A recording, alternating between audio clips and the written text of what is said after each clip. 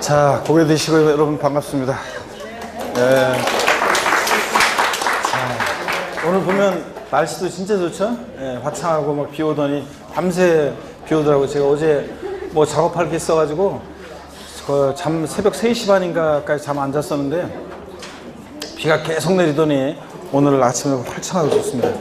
자, 교재는 여러분 6페이지죠? 조세 총론 오늘 볼 차례인데 6페이지 펴놓으시고 지난 시간에 배운 것을 복습을 한번 해보겠습니다. 오늘 또 지난주에는 좀 나왔더니 또 오늘 또 좀 빠지신 분들 계시는데 조세 총론 펴놓으시고 우리 지난 시간에 배운 거 복습을 한번 해보겠습니다. 여러분 고기 한번 드시고요.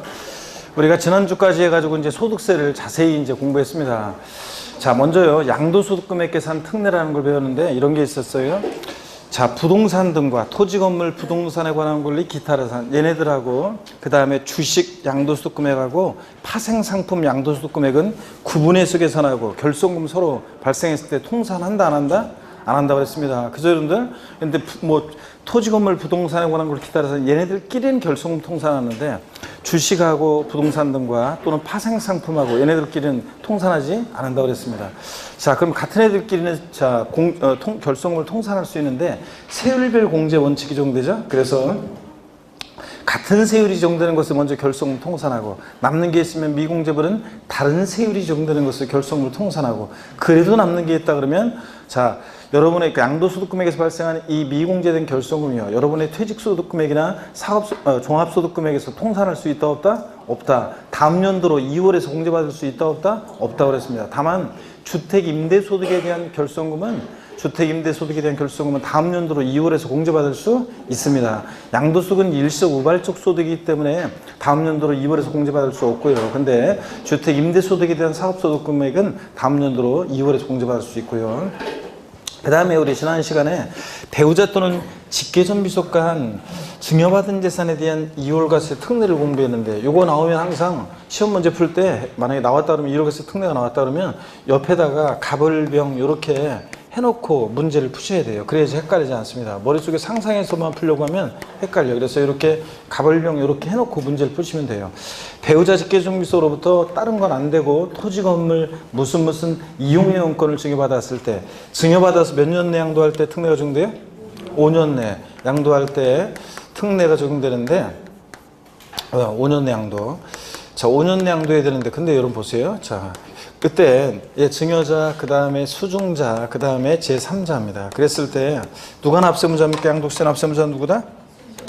납세무자는 수중자, 증여받은 배우자 직계존비속이 납세무자인데 양도소득세 계산 시에 양도가액은 자, 수중자의 제3자 병액 양도한 가액으로 합니다. 근데 양도가액으로. 근데 취득가격은 어떤 거로 한다? 증여받은 재산가액이 아니라 어떤 거예요?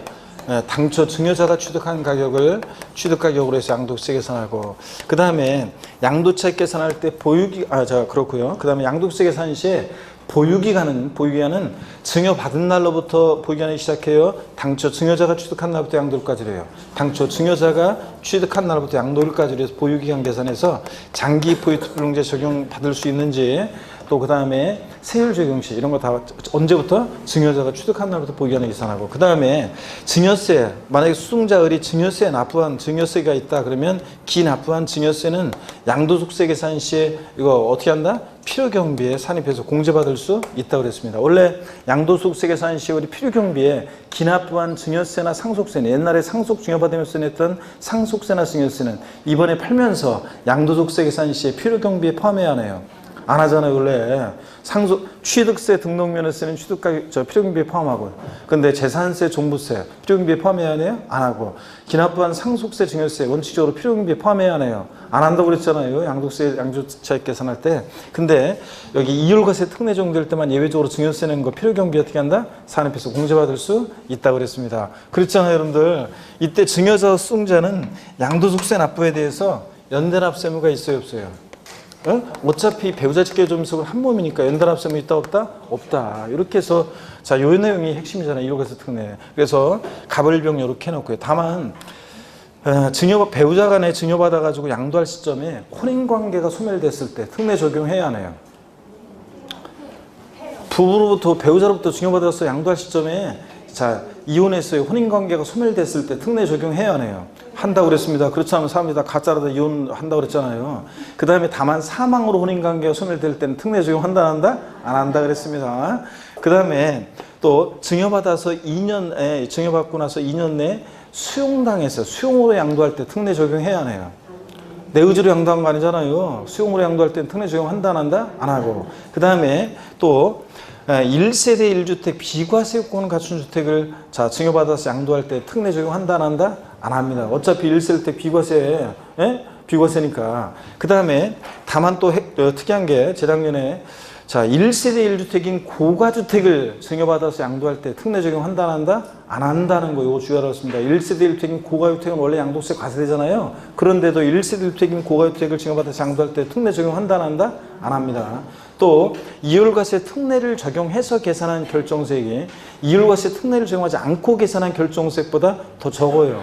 그럼 뭐하러 특례 적용해? 특례를 적용했는데 적용하지 않은 것보다 적을 땐 특례 적용한다 안 한다? 안 하고. 이렇게 해서 특례를 적용하지 않으면 당연히 그때는 취득가격이나 취득시기도 다 자, 증여받은 때로부터 이렇게 보기한 계산하고 증여받은 재산가액을 취득가격으로 해서 양도세 계산하고 요 증여자 이거는 없는 거로 하고 자 양도세 이제 계산하면 되고요. 그 다음에 또 이런 겁니다. 우리 특수관계자 간의 부당행위 계산 부인 특례 있잖아요. 이거는 여러분 배우자 직계존비속간 이율과세 특례 얘는 조세의 부당한 감소가 없어도 배우자 직계존비속으로부터 증여받아서 5년 내 양도하면 특례가 적용되는데 근데 우리 특수관계자 간에 남남 사이 아니고 특수관계자 친족관계가 있거나 경영지배관계가 있거나 경제력 연관관계가 있는 특수관계자 간에 부당행위로 계산된 그 부당행위 계산을 부인하는 특례예요. 이거는 반드시 조세의 부당한 감소가 있어야 한다고 그랬죠, 여러분들? 네, 자, 그럴 때 유형은 두 가지가 있었습니다. 특수관계자 간의 증여 후 우회 양도. 증여받았다가 특수관계자로부터 증여받았다가 우회적으로 양도합니다. 우회 양도. 증여 후 우회 양도. 그 다음에 또 특수관계자로부터 시가보다 낮게 저가로 양도하거나 자, 그 다음에 시가보다 높게 고가로 양수 취득했을 때 특례 적용됩니다. 이거. 그래서 남남 사이는 뭐 싸게 팔든 비싸게 사든 뭔 관계가 있어요? 특수관계자가 아니어야 되고 확인하고. 그 다음에 시가보다 낮게 저가로 양도해야지. 그죠? 시가보다 낮게 저가로 양도해야지. 높게 양도하면 특례 적용 안 되고. 시가보다 높게 취득해야지. 낮게 취득하면 특례 적용되지 않습니다. 그래서 헷갈리니까 우리 이거 어떻게 외웠습니까? 저도 세법 고수입니다. 이렇게 외웠습니다. 그죠? 저도 세법 고수입니다. 저도 저가양도 고수, 고가양수에 되고. 그럴 때 증여 후 우회 양도는 요거는 요렇게 하라고 했습니다. 자, 요 증여 후 양도는 꺾어지는 그림. 증여자, 수증자, 제3자 이렇게 꺾어지는 그림 딱 요렇게만 해놓고 문제를 여러분들이 푸시면 되고 부당이상 특례 증여 후 양도면 나오면 이율과세 특례는 가벌병 요렇게 내려오는 거 해놓고 문제 푸시고 그랬을 때 요렇게 해놓고 문제 풀면 되는데 증여자고 수증자고 제3자입니다. 그랬을 때 이 증여자와 수증자는 어떤 관계에 돼요? 특수관계자. 근데 배우자 직계존비속간 이율과세 특례 적용되는 배우자 직계존비속을 제외한 특수관계자로부터 증여받아서 양도를 하는데 몇 년 내 증여받아서 양도해야지 특례 적용돼요? 네? 5년 내. 자, 그래서 5년 내 증여받아서 양도할 때 특례가 적용됩니다. 시험에 또 한 번 나왔던 것이 정답점에 나왔던 것이 최근에 이런 것도 있었어요. 자, 삼촌으로부터 조카가 증여를 받아가지고 6년이 되는 때 양도한 경우에 당초 증여자 갑이 제3자에게 직접 양도한 것으로 본다. O, X. X입니다. 6년, 증여받아서 6년이 되는 때 양도했으면 특례 적용해야 하나요? 안 하니까 그때는 수증자 을이 얘가 제3자에게 양도한 거죠. 자, 그걸 어떻든 간에 특수관계자로부터 증여받아서 5년 내 양도할 때 이율과세 특례 무조건 적용되는 거 아니고 부당행위 선부인 특례는 반드시 뭐가 있어야 돼? 조세에 부당한 감소가 있어야 됩니다. 조세에 부당한 감소가 있어야 되는데 그럴 때 그 판단을 어떻게 하느냐? 수증자가 부담하는 증여세액과 수증자가 양도한 것에 대한 이 양도소득세 계산에서 요거 두 개 합한 금액이 당초 증여자가 제3자에게 직접 얘가 제3자에게 양도했을 것이라고 가정을 해가지고 양도소득세를 계산해요. 자, 그랬을 때 그 계산한 세액보다 수증자가 부담하는 증여세 양도세 합한 금액이 이거보다 더 뭐 할 때? 적을 때 지가 직접 양도하면 세금 더 나올 것 같으니까 우회적으로 돌렸다고 봐서 얘네들 계산을 싹 부인한다고 그랬습니다. 그랬죠, 여러분들? 그래서 수증자한테 증여세 부과하지 않고 냉개수면 돌려주고 수증자한테 양도세 부과하지 않고 당초 증여자가 제3자에게 뭐한다? 직접 양도한 것을 봐서 양도세 부과합니다. 납세무자는 당연히 당초 증여자가 납세무자고 이거 싹 부인하니까요. 자, 그럴 때 양도세 계산은 당연히 취득가격이나 취득시인 다 증여자를 당초 증여자를 진으로 판단해요. 이건 부인하니까 수증자한테 증여세 부과하지 않고 냉개수 돌려주고 양도세 부과하지 않고. 근데 다만 자, 여기 보세요. 증여우양도에서는 당초 증여자가 납세무자인데 이율과세 특례는 수증자가 납세무자입니다. 근데 5년 내 양도한 건 둘 다 똑같고요. 증여받아서. 근데 차이점이 있는 게 여기 기납부한 증여세에 대해서 이율과세 특례는 필요경비에 산입해서 공제해 주는데 여기 증여 후 우양도에서는 증여세 부과하지 않죠? 싹 부인해 버리니까 또 그다음에 저기서는 연대 납세무예요. 증여자 수증자 배우자의 직계임속한 이율과세 특례는 어차피 한 몸이니까 연대 납세무가 있어요, 없어요? 없어요. 근데 증여 후 우양도는 얘 둘이 불법에 수증자가 협력했다고 봐가지고 증여자 수증자 사이에 연대납세무가 있다 없다? 있다고 그랬습니다. 연대납세무 있고요. 자, 이런 것들. 자, 그래서 요거 여러분들이 꼭 기억합니다. 증여 후 우양도. 그 다음에 또 이 저가양도 고가양수는 요거 자, 무조건 특수관계자 간의 시가와 낮게 양도하거나 높게 취득했다고 특례 적용되는 것은 아니고 조세 부당 감소가 있어야 되는데 그 판단을 어떻게 하느냐? 시가와 대가의 차이가 시가와 대가의 차이가 시가 대가 차이가 금액으로 얼마? 3억 원 이상 차이 나거나 3억 원 이상 차이 나거나 또는 또 시가의 퍼센트로 몇 프로요? 5% 이상 차이가 나면 그러면 이상 차이가 나면 조세 부담 감소가 있다고 봅니다. 그래서 조세 부담 감소가 있다. 그러면 얘네들의 계산을 부인하고 양도 가격과 취득 가격은 뭐로 계산한다? 시가를 양도 가격이나 취득 가격으로 한다고 그랬습니다. 그랬잖아요, 여러분들. 자, 그래서 이런 거 한번 해볼게요. 맛배기로. 지난주 했던 건데. 예를 들어서 이번에는요. 갑일한 사람과 의리한 사람이 부동산 거래하는데 시가 예를 들어서 10억짜리인데 시가 10억짜리인데 실지 을이 양도한 가격은 예를 들어서 9억 원입니다. 실지 양도한 가격은 9억 원이에요. 자, 시가 10억짜리를 9억 원에 양도했어요. 갑이. 그랬을 때 시가보다 뭐하게 양도했어요? 낮게. 저도. 자, 근데 얘가 형이고 얘가 동생이다. 친족관계 등 특수관계자 간에 시가가 낮게 양도했어요. 그러면 조세에 부당한 감소가 있는 따져봐야죠? 그렇잖아요. 그럴 때 이때 지금 갑이 양도한 것에 대해서는 양도 가격을 시가 10억을 양도 가격으로 해야 돼요? 아니면 실지 양도한 가액 9억 원을 양도 가격으로 해야 돼요? 자, 확률 50%. 자, 둘 중에 하나 찍어보세요. 자, 요 경우에 시가 10억 원을 양도 가격으로 해야 한다. 손. 없어요? 다시 시가 10억 원을 양도 가격으로 해야 한다. 손. 아니다. 실지 양도한 가액 9억 원. 이 실지 양도한 가액 9억 원을 양도 가격으로 해야 한다. 손. 안 드시는 분들은 그냥 굿이나 보고 또 떡이나 드시겠다는 게 지금 한 사람씩 다 물어볼까 보다. 자, 여러분 보세요. 그럼 따져봐야죠. 조세 부담 감소가 있는지. 자, 어떻게 따지느냐? 시가와 대가 차이가 금액으로 얼마? 3억 차이는 따져봐요. 근데 여기서는 지금 시가와 대가 차이가 얼마 차이나? 1억 원 차이 나요. 그럼 3억 차이가 안 나. 그럼 또 시가의 몇 프로? 5% 이상 차이는 따져봐야지. 시가 10억에 5%면 시가 10억에 5%면 얼마입니까? 5천만 원. 그렇죠? 5천만 원 이상 차이가 나잖아요. 지금 시가와 대가 차이 1억 차이 나니까. 그러니까 조세 부담 감소가 있다고 봐가지고 얘네들의 계산을 부인하고 자, 실지 양도한 가격으로 한 9억 원이고 부인하고 무엇을 양도 가격으로 다시 계산해? 시가를 양도 가격으로. 그래서 이 사례에서는 지금 얼마를 양도 가격으로 한다? 갑의 양도소득세 계산 시에 10억 원, 시가 10억 원을 양도 가격으로 한다는 얘기입니다. 이게 부당이상부인 특례 저가 양도 고가 양수 이겁니다, 여러분. 아셨죠? 이런 식으로 한다는 거. 자, 됐습니다. 그 다음에 저를 봅니다, 여러분들. 고개를 드시고요. 뭐 하염없이 저기만 쳐다보고 있으면 뭐해. 고개를 드시고. 양도세는 신고 납부하는데 여러분, 자, 납세무자 세금계산에서 신고 납부하는데 예정신고 납부, 확정신고 납부가 있죠? 그럴 때 예정신고 납부, 양도 차익이었거나 양도 차손일 때도 반드시 예정신고 하여야 하는 거지, 하지 아니한다, 할 필요 없다, 생략할 수 있다, 다 틀리다 그랬죠? 해야 하고. 그 다음에 양도세 부동산 등을 양도했을 때 예정신고 기한 원칙적으로는 양도일이 속하는 달에 말일로부터 언제까지요? 2개월이요. 양도일로부터 2개월이 아니라 양도일 속한 달에 말일로부터 2개월이고. 자, 토지개월에 허가구역 내 토지를 양도하는 경우에 허가일 전에 대금이 완납됐다 그러면 언제부터요? 허가 전에 대금 완납됐다? 그럼 어떤 게 나중인지를 보면 돼요. 허가 전에 대금이 청산됐으니까 허가일이 나중이죠. 허가일이 속하는 달에 말일부터 몇 개월? 2개월 내에 정식으로 납부하고. 허가 후 대금이 청산됐을 때는 원칙으로 돌아가서 대금 청산일, 즉 양도일이 속하는 달의 말일로부터 2개월 내 원칙으로 돌아가서 어떤 게 나중인지만 보면 된다고 그랬어요, 여러분들. 토지거래 허가구역 내 토지를 양도했을 때 허가일 전에 양도를 했다 그러면 허가일이 속하는 달의 말일로부터 2개월이네. 계약 유효하게 된.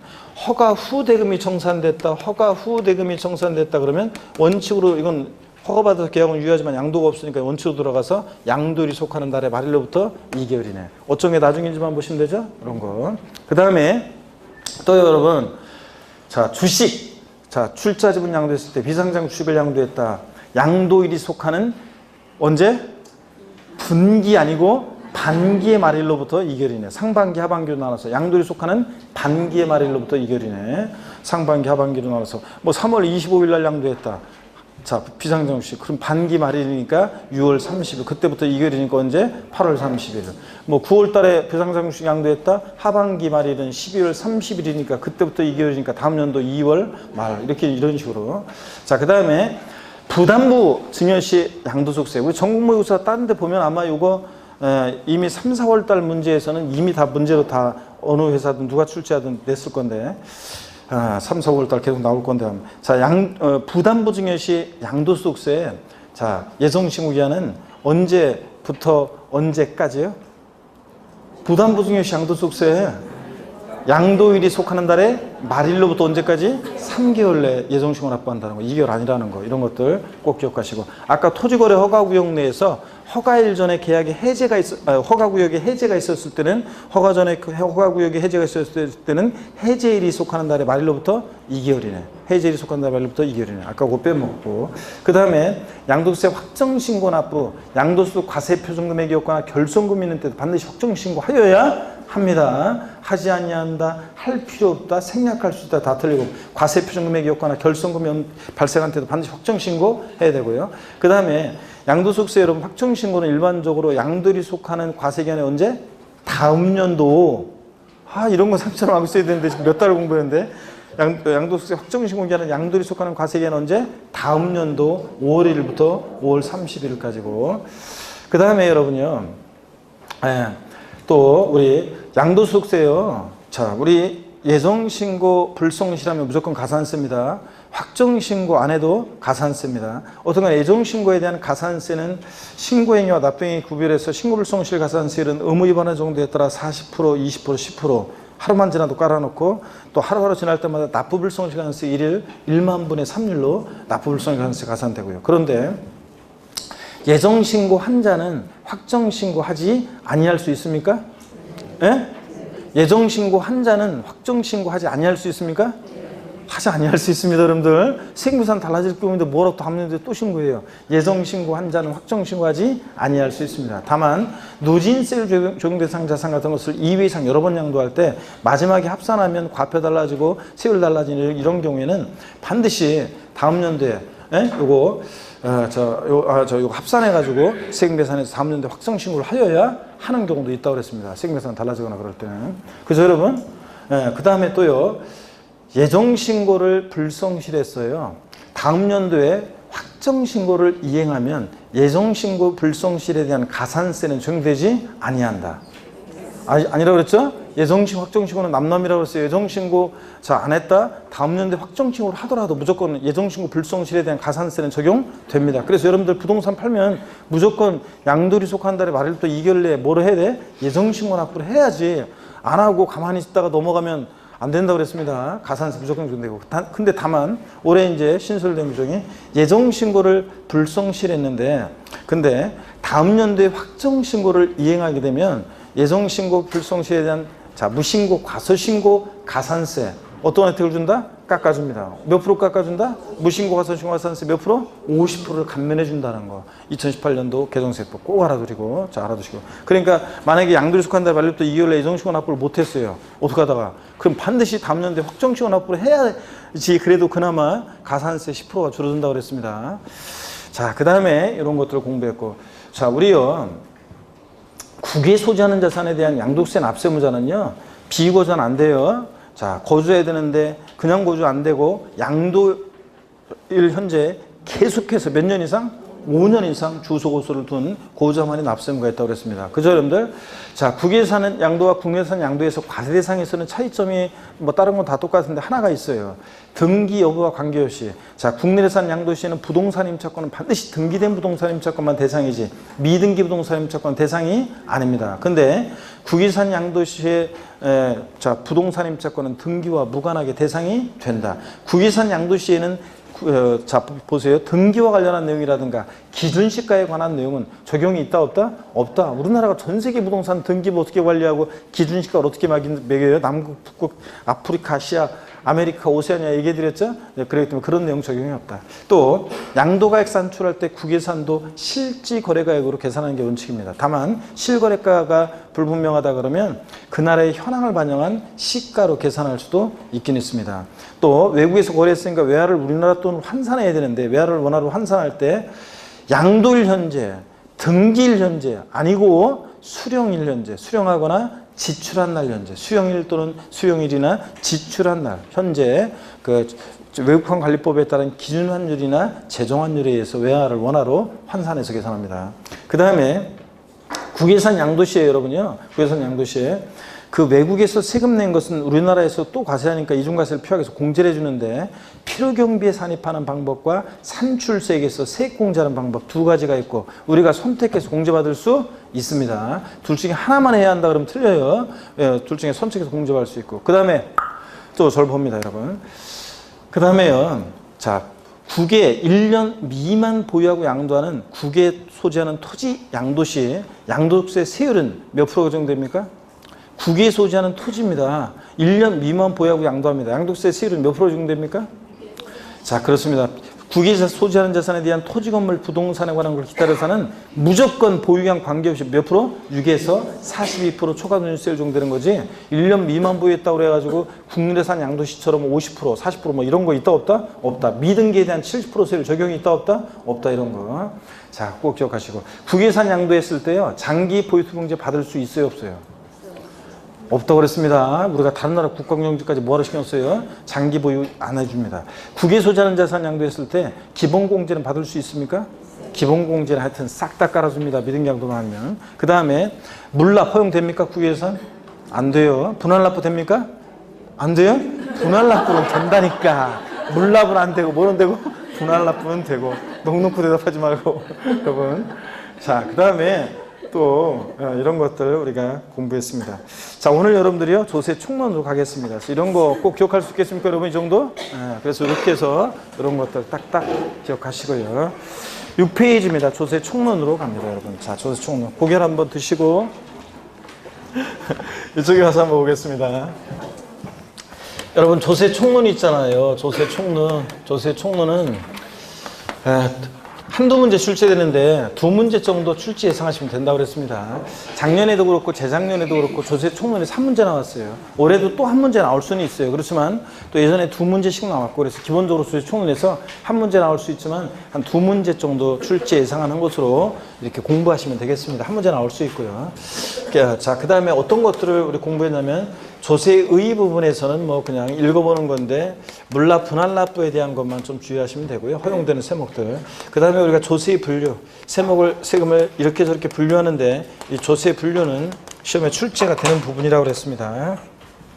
틈틈이 출제가 되는 부분이고 그 다음에 우리 납세 의무, 세금 납부할 의무는 그 전에 참 징수 방법이요. 이 세금은 어떻게 징수되느냐, 징수 방법은 직접적으로 간접적으로 중요하다고 그랬죠. 또 여기서 가산세하고 가산금에 관한 내용도 시험에 또 최근에 다 나왔던 것들인데 항상 정리를 하셔야 한다고 했습니다. 자세히. 그래서 징수 방법 직접적으로 간접적으로 중요하고 이 세금은 어떻게 징수되느냐. 또 우리 세금 납부할 의무, 납세 의무는 일정한 경우에 성립을 하고 또 성립된 납세 의무는 확정이 되고 또 그 다음에 소멸하는 과정을 거치잖아요. 이 성립확정, 소멸에 관한 요 얘기는 또 중요하다고 그랬습니다. 역시 작년에 소멸은 원래 중요하지 않은 부분이었는데 여태까지 출제가 안 됐었는데 제가 소멸에 대한 거 출제 가능성 높다고 얘기하는데 쉽게 나왔었고요. 올해도 어떤 동안에 또 깊은 내용도 개정 내용도 몇 가지 또 주의해야 되고 성립 확정은 원래 중요했고요. 그래서 성립 확정, 소멸이 중요하다.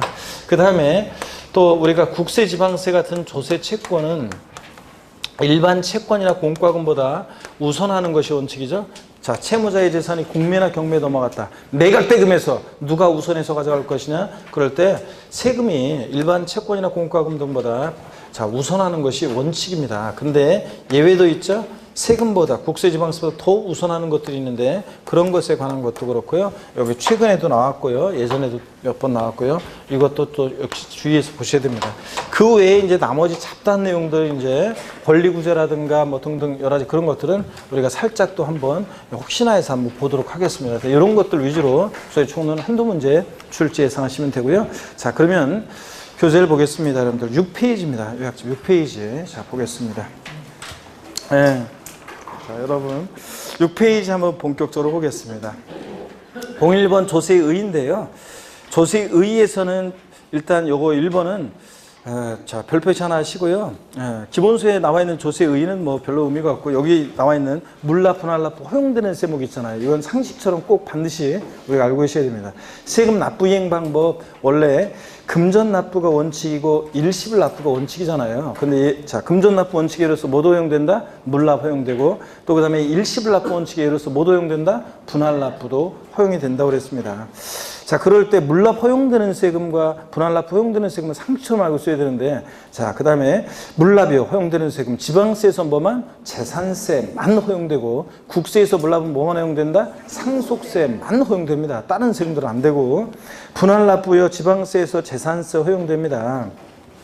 네, 허용되고 물론 이제 예규에서 지방세법에 규정함은 없는데 예규에서요 재산세 부가세로서 그러니까 재산세 부가세일 때 재산세 부가세로서 지방교육세 있잖아요. 재산세 부가세일 때 이 지방교육세는 분할납부 할 수 있다는 분납할 수 있다는 그런 예규가 있어요. 자, 이쪽에 써드려가지고 좀 그럴라네. 자, 그래서 재산세 부가세일 때만 취득세나 등록면허세 부가세일 때는 안 되고 재산세 부가세일 때 지방교육세는 분할납부할 수 있다는 예규가 있긴 있습니다. 한번 알아두시고요. 하여튼 지방세법상으로 분할납부는 뭐 재산세만 허용되고요. 자, 재산세 부가세일 때 지방교육세는 재산세에 따라서 분할납부할 수 있다는 예규가 있다는 거. 그 다음에 국세에서 분할납부는 뭐 어떤 게 허용되느냐? 종합부동산세, 양도소득세, 자, 법인세, 상속세, 증여세, 자, 농어촌 특별세 등등이 허용되고 있습니다. 특히 그 박스 보니까 종부세, 양도세는 분할납부는 허용되는데 물납은 된다, 안 된다? 안 된다는 거. 아무리 꾸셔도 넘어가면 안 된다고 그랬습니다. 자, 이렇게 해서 재산세, 부가세일 때 지방교육세가 분할납부 허용된다는 예규가 있다는 거 그냥 참고적으로 아시고요. 자, 그 다음에 02번 테마 조세 분류 별표시 2개 합니다, 여러분. 조세 분류 별표시 2개 하시고 그 다음에 계속 이어서 보겠습니다. 먼저요, 과세 주체에 따라서 조세를 분류한다고 그랬죠? 먼저 과세 주체는 국가도 있고 지방자치단체도 있고요. 국가가 과세 주체인 조세를 뭐라고 그래요? 국세. 지방자치단체가 과세 주체인 세금을 뭐라고 한다? 지방세. 그럴 때, 자, 과세 주체에 따라서 국세와 지방세로 분류할 때, 먼저 국세는 내국세와 관세로 나눠지는데 이건 참고입니다. 그냥 국세청에서 담당하고 내국세는 우리나라 국경 내에서 부과하는 건데 일세목 일세법주의를 원칙으로 한다고 그랬습니다. 하나의 세목에는 하나의 세법인 게 원칙이죠. 근데 상속세 및 증여세법은 상속세 및 증여세법이라는 하나의 세법에 상속세, 증여세 2개 세목이 들어있기 때문에 예외가 된다 이렇게 얘기합니다. 하여튼 참고적으로 국세는 소득세, 소득세법, 종합부동산세, 종합부동산세법 이런 식으로 하나의 세목이나 하나의 세법이 있다. 줄 긋지 마세요. 참고고. 그 다음에 관세는 우리 시험과 관계가 없고요. 양가로 2번 봅니다. 지방세는 자, 과세 주체에 따라서 우리가 세분화해서 알아두셔야 되는데 단일법주의 그런 거 무슨 얘기냐요? 참고적으로 중요한 말 아니고 지방세는 국세와 달리 지방세법이라는 하나의 세법에 취득세, 등록면허세, 재산세 등등 여러 세금이 들어있기 때문에 단행법주의, 단일법주의 이렇게 얘기합니다. 자, 지방세는 과세 주체는 특별시, 광역시, 도, 시군구, 특별자치도, 특별자치시가 있는데 지방세는 과세 주체를 세분해서 알아둬야 될 때 이 표에 나와 있는 7개 부동산 관련 세목들을 중심으로 알아두시면 되는데요. 일단 특광도가 과세 주체인 세금이 있는데 취득세 그리고 우리 지방세에서는 이름이 지자로 이름이 시작하는 지방세 네 가지가 있다고 그랬죠? 4가지 중에서 3가지가 얘네들이 특광도가 과세 주체입니다. 지역자본시설세, 지방교육세, 지방소비세 얘네들 자 특광도고요. 그 다음에 구도가 과세표현 세금 어떤 거? 등록면허세, 등록면허세. 재산세, 자, 시군구, 시군구세인 거. 뭐 다른 거 더 있지만 그냥 재산세 하나 기억하시면 됩니다. 시군구세인 거, 재산세. 또 그 다음에 특별시, 광역시가 있는 곳에서는 특별시, 광역시가, 도가 있는 곳에서는 도가 과세표현 세금이, 도가 아니라 시군이 과세표현 세금이 있습니다. 특광, 시군이 과세표현 세금 어떤 거? 예, 지방 소득세 그리고 주민세 이런 애들이 있습니다. 자, 여러분 지자로 이름 시작하는 지방세 네 가지 중에서 어떤 애만 달라요? 지방 소득세만 특광 시군이고 나머지는 뭐다? 특광 도입니다. 지방 소득세는 소득세나 법인세 납세의무자가 내는 세금이죠. 소득세나 법인세법에 속에서는 그 소득을 과세 표준해서 자, 약 10분의 1 세율을 적용해서 부과하는 지방 소득세에 하여튼 특광 시군이 과세표입니다.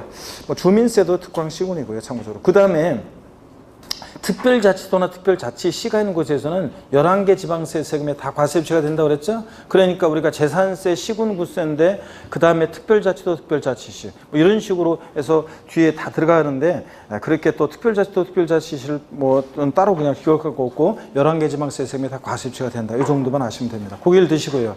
자, 취득세, 과세 주체는 누구입니까? 특광, 도. 그 다음에 등록면허세는요? 구, 도. 재산세는요? 시군구. 그 다음에 지자로 이름 시작하는 애들 네 가지 중에서 어떤 애만? 지방 소득세만 특광 시군이고 나머지 지자로 이름 시작하는 애들은 다 뭐다? 특광 도. 이렇게 정리하고 가시면 되고요.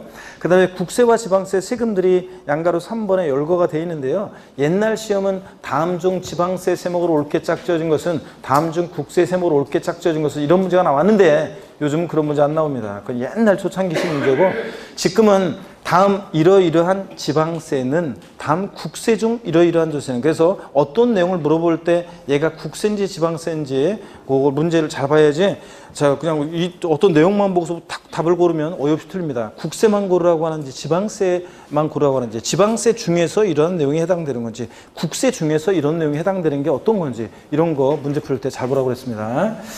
자, 그런 것만 주의하시면 되고요. 자, 세목을 달달 외울 건 아니고 부동산 세목을 중심으로 보시면 되고요. 7페이지 봅니다. 우리 조세의 사용 목적 특정 여부에 따라서 이 세금을 걷어서 어디다 쓸지 사용 목적 특정 여부에 따라서 보통세와 목적세로 분류합니다. 자, 그럴 때 이 세금을 걷어서 어디다 쓸지 사용 목적이 특정되어 있지 않은 세금을 우리가 뭐라고 합니까? 보통세. 우리 시험에 관계된 대부분의 조세들은 자 보통세입니다. 세금 걷어서 어디다 쓸지 사용 목적이 정해지지 않고 그냥 국가나 지자체 일반적인 운영 경비에 충당합니다. 그죠 여러분들? 자 근데 사용 목적이 딱 특정된 세금을 뭐라고 한다? 목적세. 얘네들 자 법에 열거가 되어 있습니다. 고개를 드시고요. 자 우리 목적세 어떻게 외웠습니까? 교교, 농, 지, 지 이렇게 해서 우리가 외웠습니다. 우리 이제 그 26회인가? 27회인가? 제 다음 카페에 보면 얼굴을 한번, 사진으로만 봤지 제가 실제로 본 적은 없는 그 수강생분이 있어요. 그 전북 정읍인가? 그쪽 어디 그 익산인가? 정읍인가 사는 주부 수강생인데 유치원에서 유치원 운영도 했었고 유치원 교사인데 그 중개사 공부해서 이제 합격도 했고요. 그래서 그 일도 계속 하고 있고 근데 이번에 무슨 또 뭔가를 도전하라고 어떤 시험을 봤나 봐요. 시험을 봤는데 일반 상식 문제에서 세법이 2문제 나왔는데 있죠. 일반 상식에 세법 2문제 나왔는데 간접세 요거 물어봤고 또 하나가 목적세, 교교농, 찌찌 이거 알고 있으면 풀 수 있는 문제 나와가지고 가볍게 세법 2문제 건졌다 이런 얘기하면서 다른 과목은 어떤 과목은 망쳤는데 일반 상식은 그래도 공인중개사를 공부해가지고 많이 그 좋은 점수 맞았다 그런 얘기하더라고요. 특히 세법 2문제 나온 거 가볍게 2문제 맞췄잖아요. 이렇게 이렇게 어디 가서나 이렇게 공부해서니까 이렇게 도움이 되잖아요, 여러분들. 자, 외운 대로 외워가지고 도움이 됐다 이런 얘기면서 신기하게도 아마 26회인가 27회인가 하는데 신기하게도 시간이 많이 흘렀는데도 그게 생각나가지고 맞췄다 이렇게 얘기를 했습니다. 자, 목적세요. 자, 우리 어떻게 머리 글자를 타서 어떻게 외운다고 다 같이요? 교교농, 지입니다. 국세 목적세 교교농, 교육세 교통인해주환경세 농어촌특별세, 지방세 목적세 지, 지역자원시설세, 지방교육세. 지자로 이름 시작하는 네 가지 중에서 목적세, 찌는 어떤 거예요? 지역자원시설세, 지방교육세. 요거 그래서 교교농, 지입니다. 그 다음에 3번에 보니까요.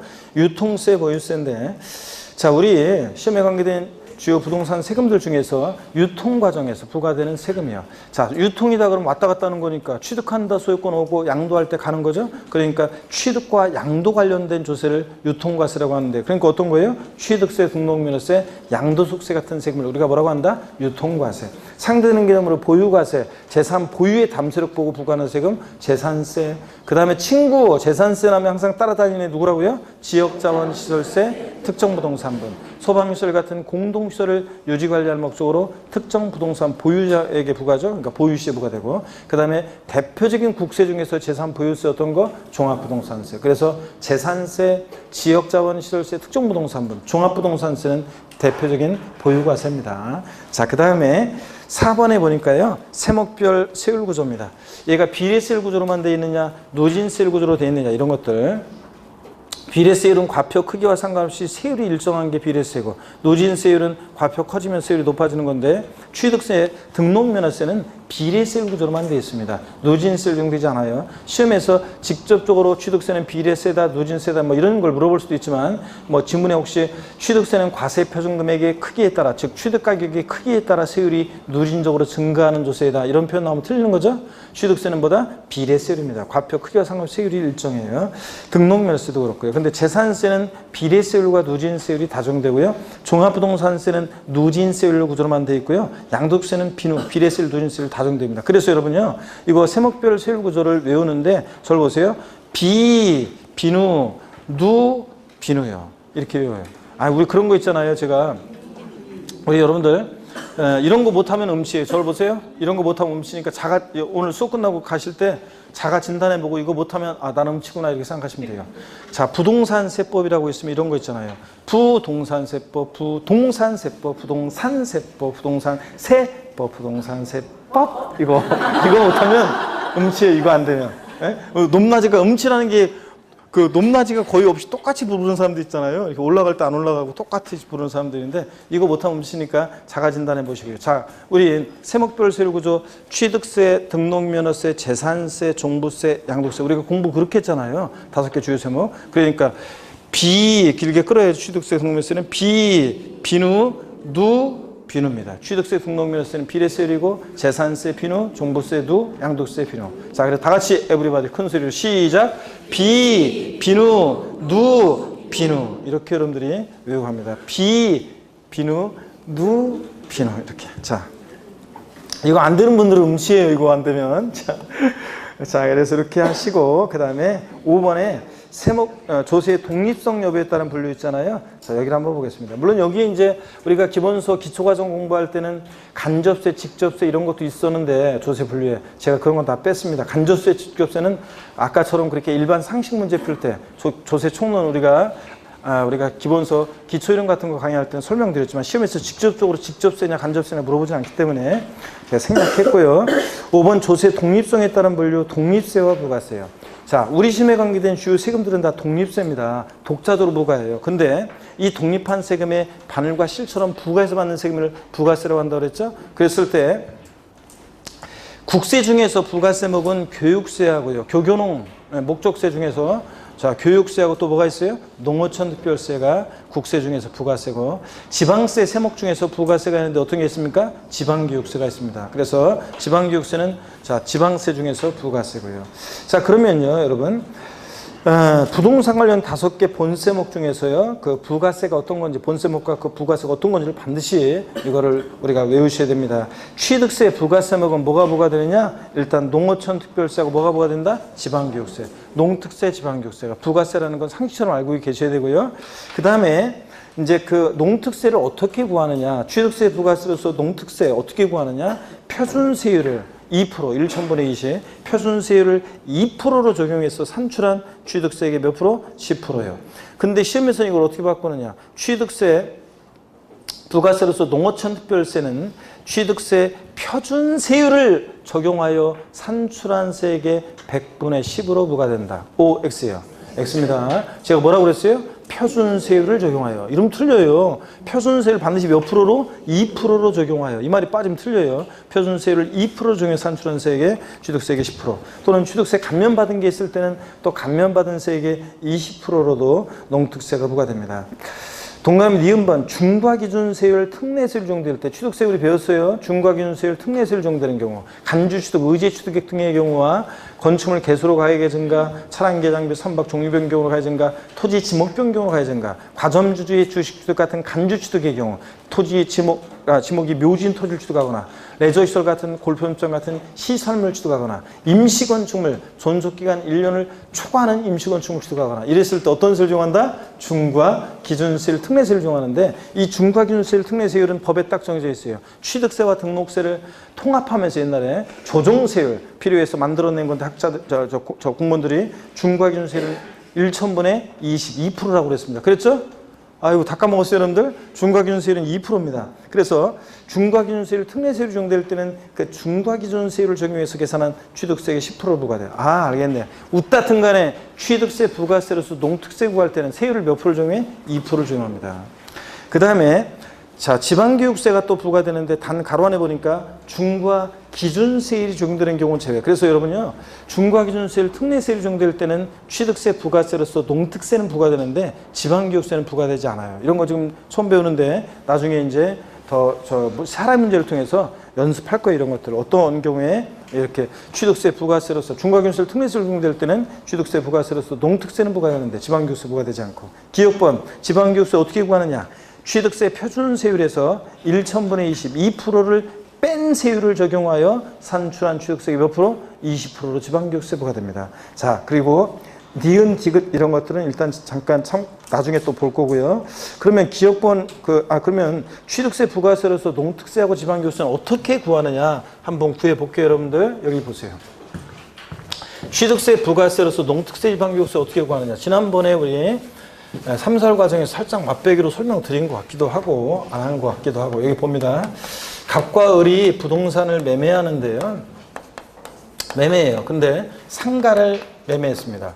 자, 1억 원에 이것을 을이 취득을 했습니다. 상가를 1억 원에 매매로 취득했습니다. 그랬을 때 을 취득 관련한 세금 얼마나 내느냐 보면 먼저 취득세는 어떻게 계산되느냐. 취득세는 취득한 가격 1억 원에다가 자, 세율은 매매 자, 유십, 20. 우리 외웠잖아요. 취득세, 매매 같은 유상승계수는 어떻게 했어요? 유십, 20. 자, 일반적으로 농지면 3%고 농지 아니면 일반적으로 상가, 토지 같은 것들은 유십, 20 몇 프로입니까? 4% 표준세율 정도 되잖아요. 1억에 4%니까 취득세는 얼마?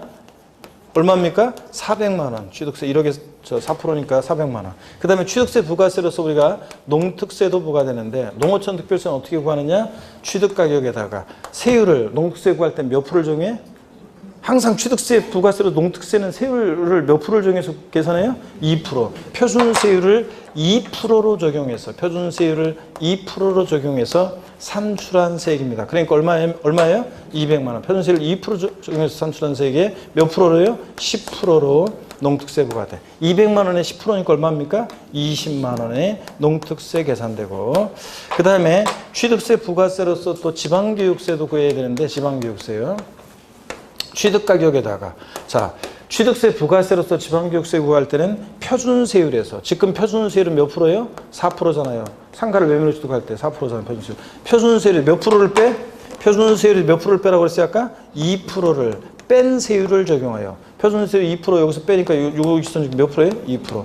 표준세율에서 2%를 뺀 세율을 적용해서 산출한 세액. 1억이 2%니까 얼마? 200만 원. 여기서 산출한 세액 몇 프로로요?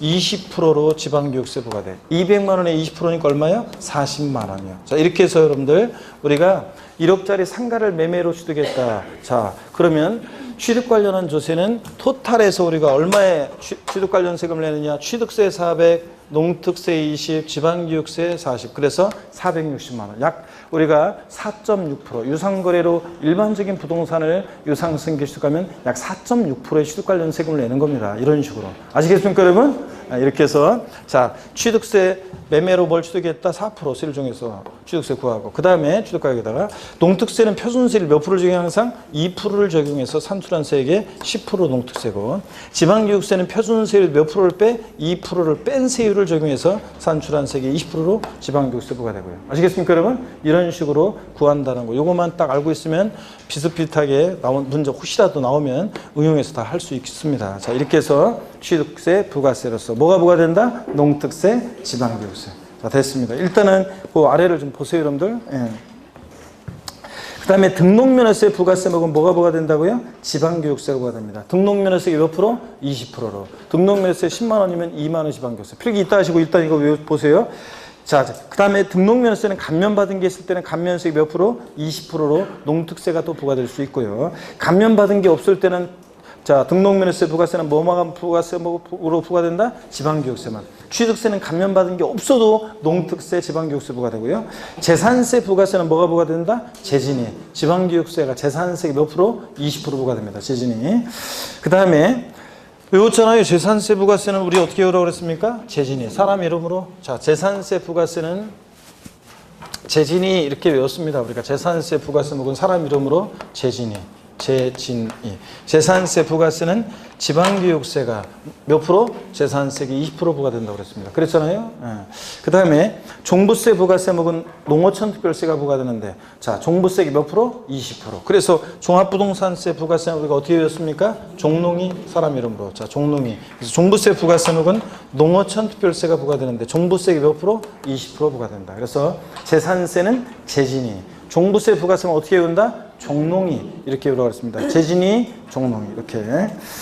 양도소득세 부가세목은 원래 납부세계 부가세목은 있어요, 없어요? 없습니다. 감면받을 때만 농특세가 감면세 몇 프로? 20% 부과됩니다. 예? 감면받은 게 있을 때만. 자, 그래서 양도세 납부세계 부가세목은 없고요. 예전에는 지방소득세가 부가세로 자 소득세나 법인세계 10%를 부과됐었는데 지금은 여기 필기 멈추고 여기 보세요. 좀 이따가 내가 안 지울게 이거 이제 쏙 이제 요 7페이지 지방소득세까지만 보고 쉴 거예요, 여러분들. 예, 그러니까 여기를 봅니다.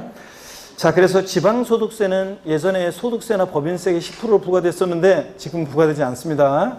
자, 거기 지방소득세 보니까 예, 특광 시군위 과세 최고, 지방소득세 독립세입니다. 부가세 아니라고 그랬죠? 그래서 지금 이제 부가세 구하는 문제에서 지방소득세가 부가세라고 나오면 무조건 틀리다고 그랬습니다. 뭐 소득세나 법인세가 10% 부과된다고. 자, 이제 독립세고, 독자로 부과하는 세금이고. 근데 소액징수면제 규정이 적용되죠? 재산세, 지역자원시설세와 함께 소액징수면제가 적용돼서 세액이, 지방소득세 세액이 얼마요? 2,000원 미만은 징수하지 않습니다. 그러면 딱 2,000원이다. 2,000원이면 징수한다. 이러고 2,000원 미만은 징수하지 않고. 그 다음에 또 보시면 지방소득세는 개인지방소득세와 법인지방소득세는 나눠지는데 법인지방소득세는 법인세 납세문제가 되는 건데 우리 시험과 관계가 없고 개인지방소득세만 기억하면 됩니다. 소득세, 양도소득에 대한 개인지방소득세, 종합소득에 대한 개인지방소득세가 있는데 양도소득에 대한 개인지방소득세만 우리가 보시면 되는데 소득세법 규정을 대부분 준용해요. 그래서 우리가 문제 풀 때 자, 지방소득세 내용은 대부분 양도소득에 대한 그 개인지방소득세는 양도세 규정을 준용하니까 양도세 지수로 문제 풀면 돼요. 예정신고납부라든가 뭐 그런 거 다 똑같아요. 자, 근데 다만 소득세 세율은요, 몇 분의 1 세율? 10분의 1 세율 적용해요. 양도세 1,000만 원이면 지방소득세 얼마? 100만 원 이런 식으로. 그래서 약 소득세 적용되는 세율의 10분의 1 세율을 적용하고 대부분의 소득세 규정을 준용한다. 이 정도 내용만 여러분 지방소득세에 관해서 꼭 알고 계시면 되겠습니다. 부가세가 아니라는 거. 자, 그리고 8페이지 03번 테마인데 잠시 쉬었다가 여기부터 보도록 하겠습니다. 잠깐 쉬겠습니다.